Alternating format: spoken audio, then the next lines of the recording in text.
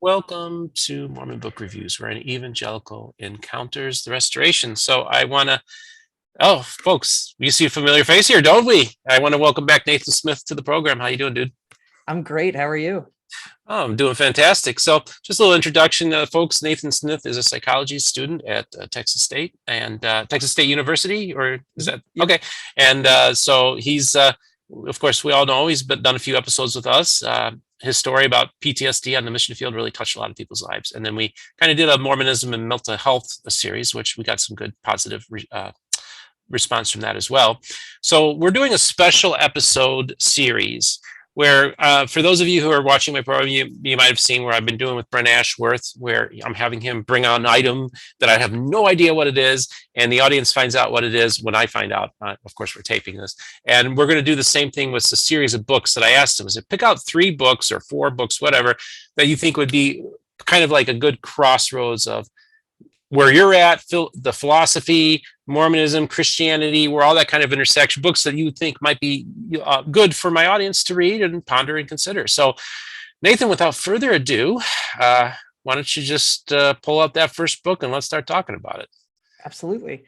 So the first book that I have in mind for us today is a book called The Wisdom of Insecurity by a writer named Alan Watts. And Alan Watts was a British American philosopher in like the mid 20th century. One of the big things that he was known for was he popularized a lot of Eastern thought in the US and in the West in general. So, I mean, you go back to all the way to like the 19th century, there's like, Buddhism in America still, but like he very much popularized, or at least helped to popularize it for a lot of people.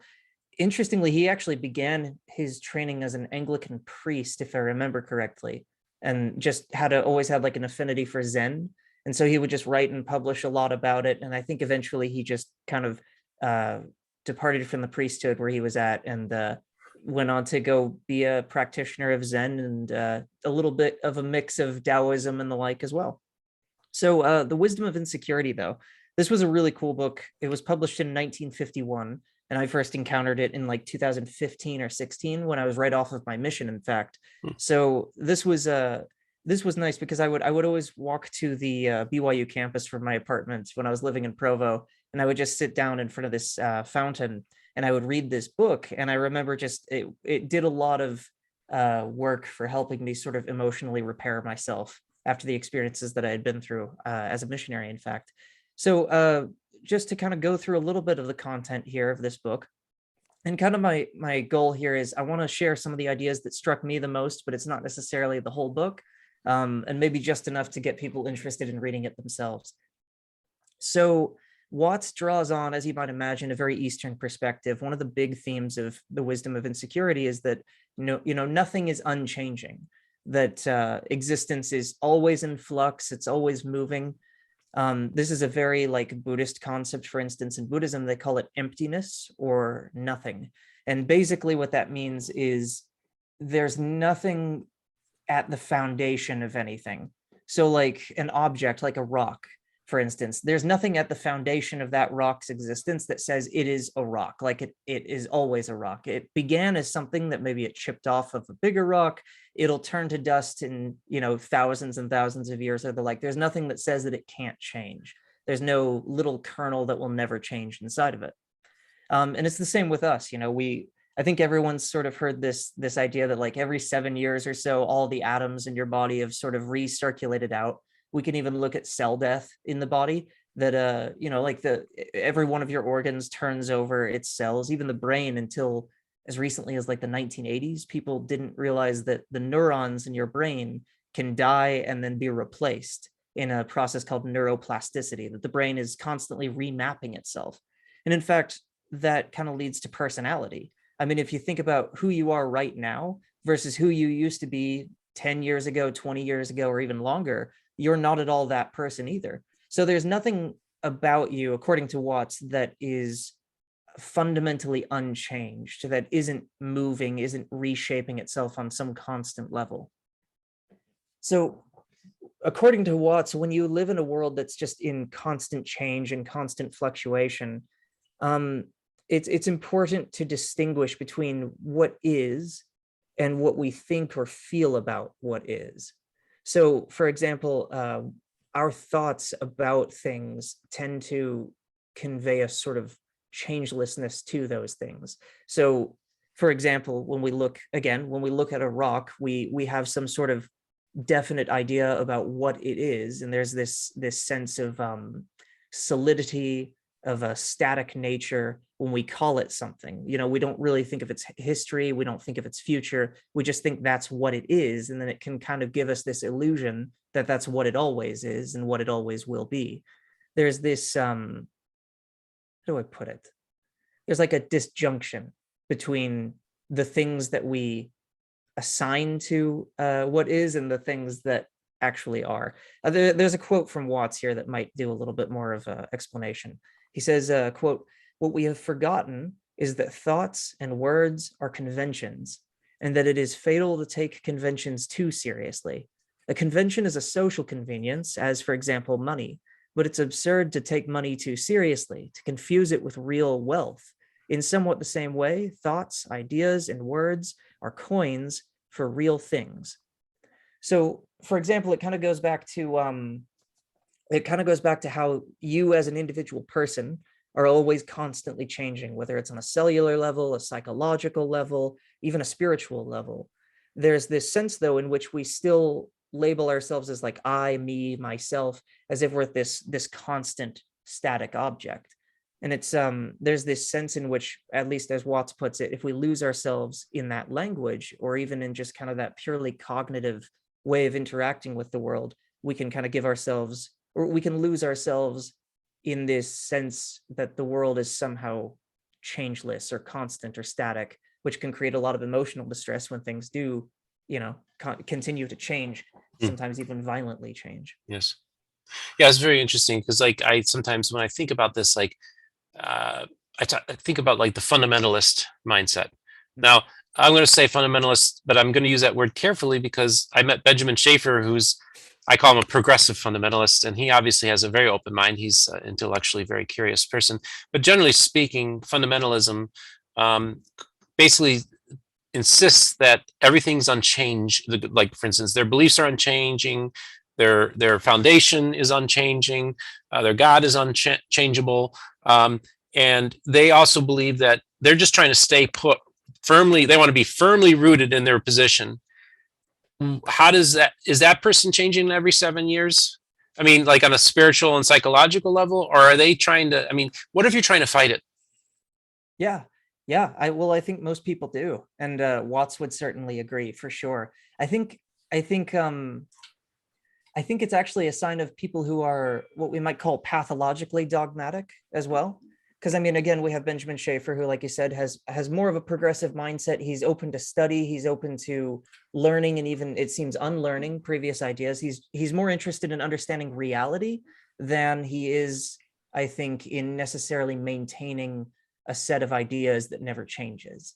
So that was something I actually really appreciated with, especially the first interview with Ben, was that the way that I would distinguish fundamentalism as personified by like Ben, and what I would call pathological dogmatism, is that when it comes to being pathologically dogmatic, you're privileging your ideas about something, as opposed to what Ben would describe, I think, as being fundamentalist, or at least progressively fundamentalist, which is that you're privileging an unchanging truth, that there's some kind of reality beyond your mind, beyond yourself, that is arguably unchanging, but your understanding of it can constantly change, can be layered, it can be progressive and developmental. I think that's a very important distinction to make. And so, like, from the Christian Western mindset, it is different than Eastern philosophy.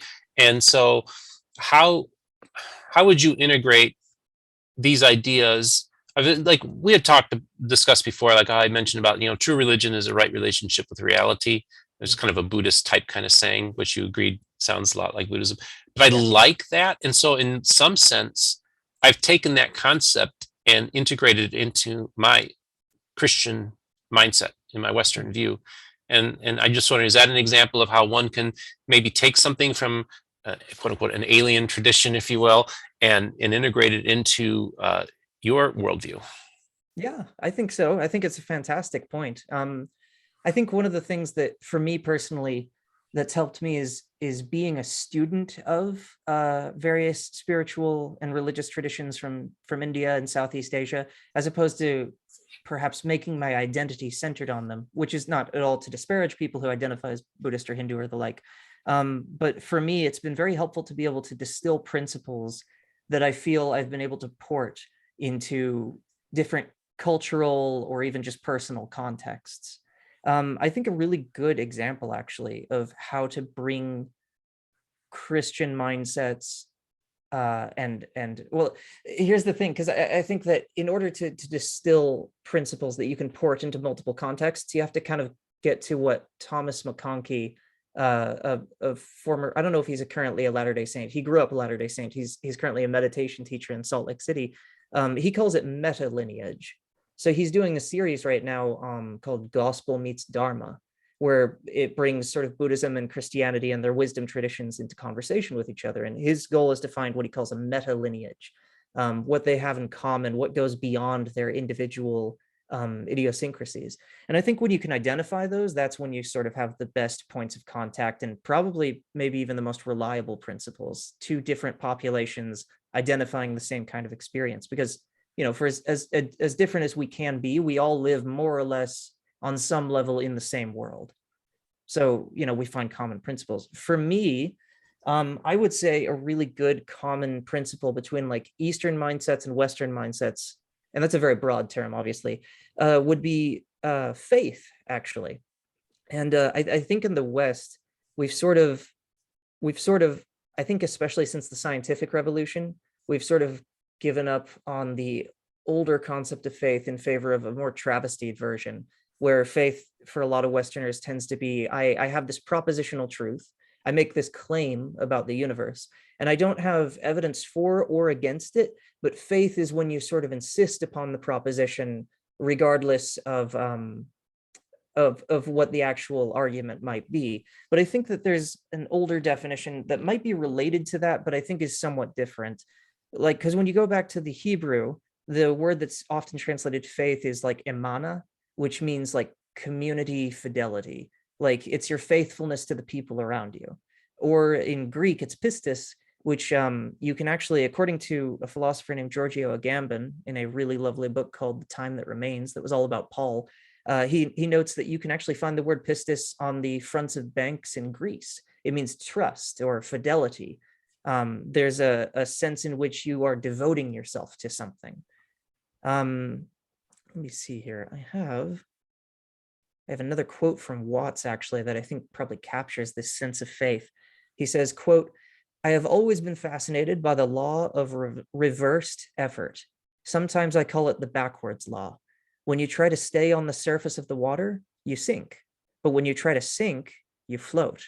When you hold your breath, you lose it," which immediately calls to mind an ancient and much neglected saying, "Whosoever would save his soul shall lose it." And elsewhere he says, "Belief clings, but faith lets go." And I think that that's a really interesting distinction there, because I think we confuse the word faith with belief, at least how Watts defines these two things, where belief, again, is that insistence, but faith is whatever may be, I will entrust myself to it. Yeah, it's a good distinction to make there. So just real quick about this Alan Watts person, I'm just curious, like, so he studied to go into the Roman Catholic priesthood. Did he get excommunicated? Did he have any Well, he was conflict? Anglican. Oh, I'm He sorry, was, Anglican. I apologize. no, that's all right. So of course, the Anglican, they probably wouldn't be as strict about then whether he about him. Yeah. Okay, yeah, He I was just curious. he would have a tremendous sense of humor about it, I think. From what I've heard of him and read of him, he's a bit of a goober all around. But he's I think his spiritual journey sort of took him not away from Christianity, but into a very different understanding of Christianity than I think many Westerners would be familiar with. Mhm. So he's written actually a couple books on Christianity, though, from his more Eastern perspective, that I would highly recommend. The titles right now specifically are escaping me, but if you go to like Wikipedia and look up his publication history, he has some really excellent books that'll be very obvious titles, like I think Christian Myth and Ritual is one of them. But they're excellent. So if you'd like to have maybe a softer entry to Alan Watts, or perhaps if you're more uncomfortable with, or if you have a viewer here that maybe perhaps a little less comfortable with Eastern perspectives, explicitly Eastern perspectives, they may enjoy those books. I think they might help create a sense of familiarity and a chance to gain insights without necessarily compromising their Christian identity. So would Alan Watts, is he still with us? No, he passed away, I think, in the 70s. Okay. So would he call himself a Christian towards the end, or what did he consider himself to be? Well, I got to say, again, he's a bit of a goober, I think. So I think he would maybe say he's a Christian in the original sense of the term, but maybe not. So for him, he did this wonderful lecture. I think it's like The True Meaning of Christ or something like this, or Jesus's True Message. He especially in that era, in the mid 20th century, he worked a lot with this concept that that the difference between Jesus and his message now versus what many would label at least Christianity today is that we've shifted from the religion of Jesus to a religion about Jesus. And as Watts put it, we pedestalized him so much that we tucked him away in the attic and we said there can be one Son of God, but no more, none of that again. As opposed to, say, the Gospel of John, where, Jesus addresses the crowd and says, does it not say that ye are gods? And where the author seems to describe Jesus as the Son of God who comes to make others sons of God, or in a broader sense, of course, sons or daughters or children of God in general. But there's this sense in which Jesus is experiencing God in a way that he seeks to open up to other people, as opposed to being this once and for all mediator who you are supposed to always be below. So, one of the things I've been kind of pondering, like talking to people like Benjamin Schaeffer and other people from the Restoration on different Zoom calls and stuff like that. And it does seem to be that people from the Restoration tradition, especially the Community of Christ, but also even within the main LDS branch in Utah, is they have a tendency to be a little bit more open-minded to other religions and their beliefs. It actually kind of even talks about, one of your prophets talked about how wherever the truth comes from, wherever it's at, we're interested. So it seems like you guys are willing to engage other religions more so than evangelicals are, who are basically there to convert people. That's the whole point. They want to convert the Buddhists, they want to convert the Hindu. I was thinking about this the other day, and I wanted to toss this at you.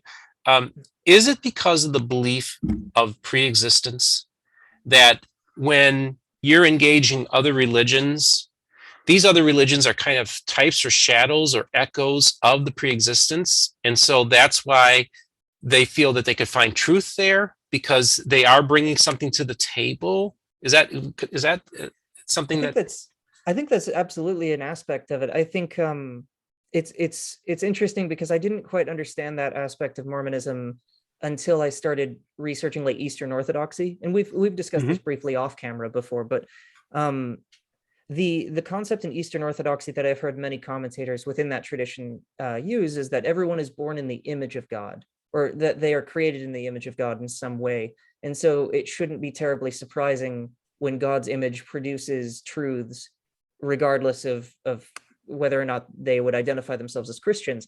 So I think there is a sense in which pre-existence does play a role in that in Mormon thought, or at least could. In Platonism, for instance, there's also a concept of pre-existence, where I believe the term was anamnesis,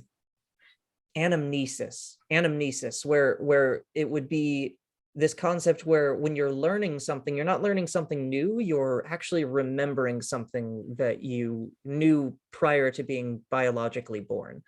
I think another aspect of it too, though, would be, I think a lot of Latter-day Saints would appeal to this idea that drawing on like a very literal understanding of Adam, that Adam possesses the true religion, and then, Adam and Eve propagate and they fill the world with human beings. And so the true religion sort of fragments and deviates, but there's still these fragments of truth. So yeah, when you go all the way back to Joseph Smith, though, there is this notion that that Mormonism is not so much what I think a lot of modern Latter-day Saints think of it as, where it's this diamond on a black satin, or, it's a diamond tossed in mud.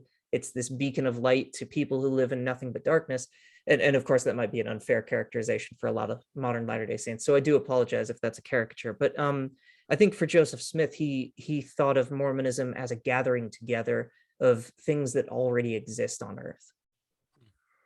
Interesting. Yeah. So I just was wondering. Give us the name of the book one more time. Do you have a copy of the book in front of you? I don't. Okay. I have an ebook copy. Okay. The Wisdom of Insecurity by Alan Watts. And so when you read this first when you're in 2015, when you're a student at BYU, you mentioned, and how did it affect you at the time when you read it? At first, I didn't understand it, actually, because I, growing up in a Christian tradition like Mormonism, a lot of our focus is on terms like eternity and the changelessness of God. But we also have these, interesting concepts like eternal progression, that this idea that development never really ceases in a being. So it was a weird combination of thinking that there's so much in the universe that just never changes, like what we might call a commandment or a law, for instance. I think many Latter-day Saints would consider commandments or laws to be very eternal, unchanging, solid structures. But it was an interesting first introduction to the fluctuation that characterizes life, that the only constant is change, that sort of thing. So where was your status of security at the time? What drew you to that book? Did you feel secure or insecure at the time when you picked up that book? Tremendously insecure. And is that why you got it? Yeah, I think so. I actually was first introduced to Alan Watts. I would watch YouTube clips of like his audio lectures and stuff. He wrote a number of books, but he did a number of audio lectures that are really fabulous. If you don't have time to maybe sit down and read an entire book, I would just try to find maybe a 3 or 5 minute clip on YouTube, see what you think of it. But I was listening to those, and then I found his books, and I found that Wisdom of Insecurity was very popular. I guess a couple celebrities even endorsed it. I can't remember who, but I was reading that at a time when my understanding of Mormonism had really been shaken. As we discussed in my interview, so I won't draw too long on this, but during my time as a missionary, it really rocked my understanding of what the LDS Church is, how it operates, the leadership especially, but just the people in general. And I was in this state of, I guess you could call it cognitive dissonance. And I think that Alan Watts, the biggest gift that he gave to me was that it is absolutely okay to be there. And in fact, it might be the point that the reason that I ended up in cognitive dissonance was in large part because I was trying to hold on to some constant image of what the church should be, or what the church is, or what Latter-day Saints should be, or what they are, instead of embracing the reality and then making healthy choices for myself from there based on that reality. Well, interesting, man. Thank you so much. This is fun. I'm looking forward to the continuing this series, where you're just going to surprise me with whatever book you're reading or you think our audience would find interesting. So Wisdom of Security by Alan Watts. Check it out. I'll leave a link in the description that will discuss it. We'll also leave maybe a couple links about some of the other stuff we talked in today's episode. So Nathan Smith, thanks for coming on to the program today. Thank you again for having me. It's always a pleasure, Steve. I just want to remind my audience to like and subscribe. Don't forget to hit the notification button to be informed when a new episode comes out, and you have yourself a great day.